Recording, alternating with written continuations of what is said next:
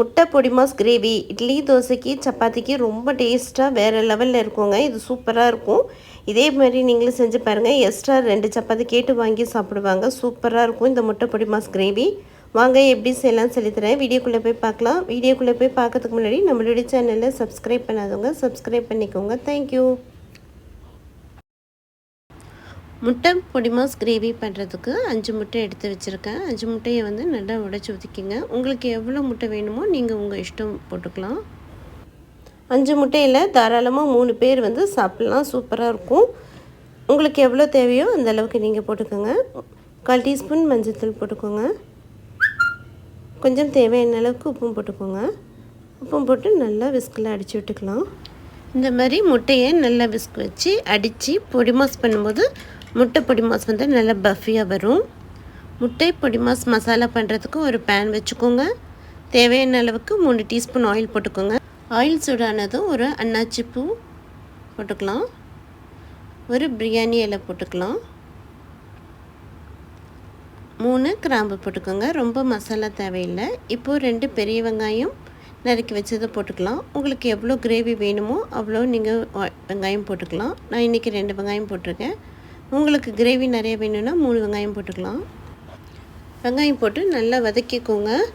வெங்காயம் நல்லா golden brown கலரில் வதங்கணும். எந்த அளவுக்கு வெங்காயம் வதங்குதோ அந்த அளவுக்கு உங்களுக்கு பொடி மாஸ் கிரேவி டேஸ்ட்டாக இருக்கும். ஒன்றும் பாதியாக வதக்கக்கூடாது. ஈவனாக ஒரே மாதிரி கோல்டன் ப்ரௌன் கலரில் நல்லா வதக்கிக்கோங்க. பாருங்கள், இந்த அளவுக்கு நல்லா வெங்காயம் வதங்கிட்டோம். வெங்காயம் நல்லா வதங்கினதும் கொஞ்சம் கருவேப்பிலை போட்டுக்கோங்க. 2-3 பச்சை மிளகாய் போட்டுக்கோங்க. 1/4 டீஸ்பூன் இஞ்சி பூண்டு பேஸ்ட்டு போட்டுக்கோங்க. பொடி மாஸ் முட்டை கிரேவிக்கு இஞ்சி பூண்டு அதிகமாக போடக்கூடாது. 1/4 டீஸ்பூன் போதும். போட்டு நல்லா வதக்கிக்கோங்க. 2 பழுத்த தக்காளியாக மிக்சியில் இந்த மாதிரி கொரன்ட்டு அரைச்சி வச்சுக்கோங்க. அதையும் ஊற்றிக்கோங்க. கொரன்ட்டு தான் அரைக்கணும், ரொம்ப நைஸாக அரைக்காதீங்க. பழுத்த தக்காளியாக இருக்கட்டும்.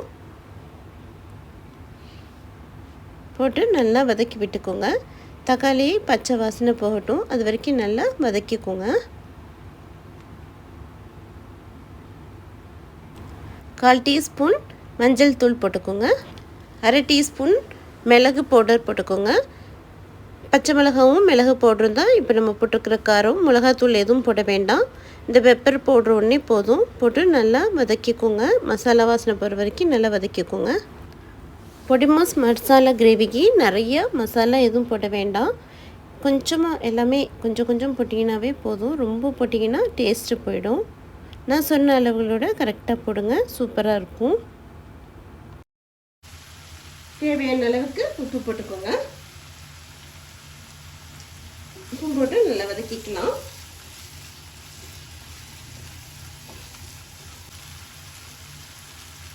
ஒரு கப் தண்ணி ஊற்றிக்கலாம். உங்களுக்கு வேணும்னா கொஞ்சம் எக்ஸ்ட்ரா தண்ணி கூட ஊற்றிக்கலாம்.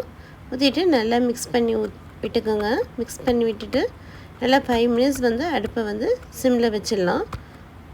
மசாலா வாசனை போகட்டும். இது ஒரு பக்கம் இருக்கட்டும். அடுத்து நம்ம ஒரு பேன் வச்சுக்கலாம். முட்டை ஆம்லேட் போடுறதுக்கு பேன் வச்சுக்கோங்க. தேவையான அளவுக்கு ஆயில் போட்டுக்கோங்க. ஆயில் சூடானதும் நம்ம எடுத்து வச்சுருக்கிற 5 முட்டை அடித்து வச்சுருக்கோம் இல்லையா, அந்த முட்டையை ஊற்றிக்கலாம். ஊற்றிட்டு உடனே கிளறி கொடுக்காதீங்க. அப்படியே ஒரு 2-3 மினிட்ஸ் அப்படியே இருக்கட்டும். அதுக்கப்புறம் நம்ம கிளறி கொடுக்கலாம். உடனே கிளறி கொடுத்தா கவுச்சி வாடை வரும். அதனால தான் உடனே கிளறி கொடுக்கூடாது. கொஞ்சம் அப்படியே ஒரு 2-3 மினிட்ஸ் கழித்து அப்படியே பபிள்ஸாக வரும் பாருங்கள். அப்போ நம்ம திருப்பி போட்டுக்கலாம். பாருங்கள், இப்போ பபிள்ஸ் வர ஸ்டார்ட் ஆகுது. அப்படியே இந்த ஓரம் எல்லாம் நல்லா வெந்து வந்துக்கிட்டுருக்கு.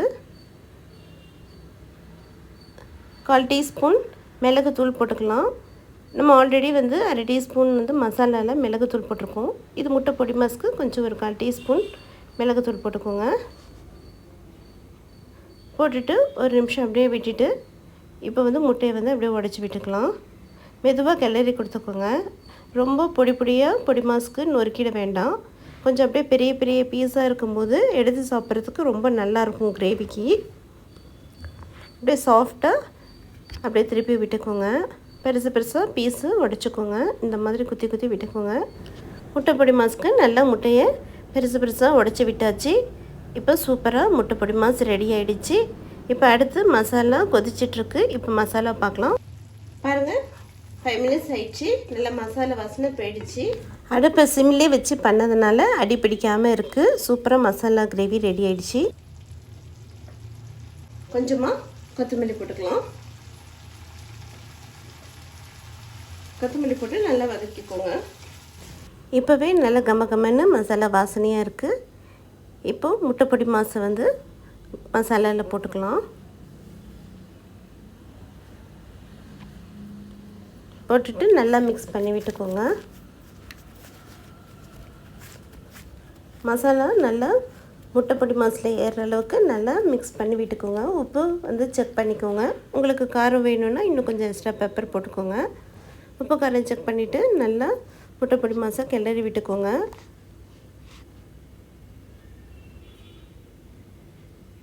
சூப்பராக இருக்குங்க. சப்பாத்திக்கு சாப்பிடும்போது அருமையாக இருக்கும். பூரிக்கு கூட வச்சு சாப்பிட்லாம். ரொம்ப டேஸ்ட்டாக இருக்கும். இதை மிஸ் பண்ணாமல் இதே மாதிரி ஒரு வாட்டி நீங்கள் ட்ரை பண்ணி பாருங்கள். அதுதான் சூப்பராக ரெடி ஆகிடுச்சு. இப்போ நல்லா ஹை ஸ்பீடில் வச்சுட்டு நல்லா கிளறி கொடுத்துக்கோங்க. கிளறி கொடுத்துட்டு ஸ்டவ் வந்து ஆஃப் பண்ணிடலாம். பாருங்கள், முட்டை பொடி மாஸ் நல்லா மசாலாக்குள்ளே போய் நல்லா ஏறி இருக்குது. சூப்பராக இருக்குது.